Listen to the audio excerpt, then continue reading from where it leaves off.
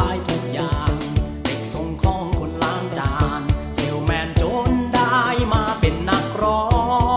งก่อนเคยหวังตั้งใจอยากจะรับราชการแต่ถ้ามัวเลือกงานคงอดตาย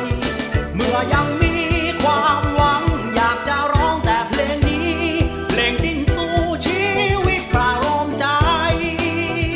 แด่บรรดานักดิ้นผู้ยิ่งใหญ่ดิ้นรนสู้ชีวิตให้เริ่มใจ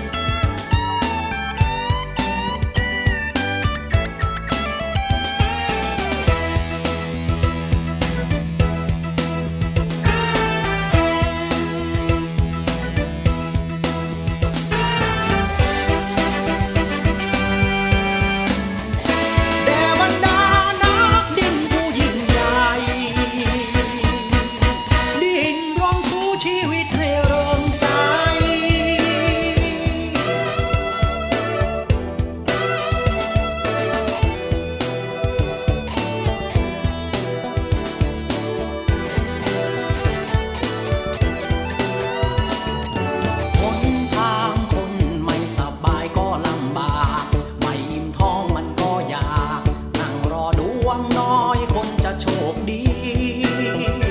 ต้องดิ้นรนเรื่อยไปตราบลมหายใจยัง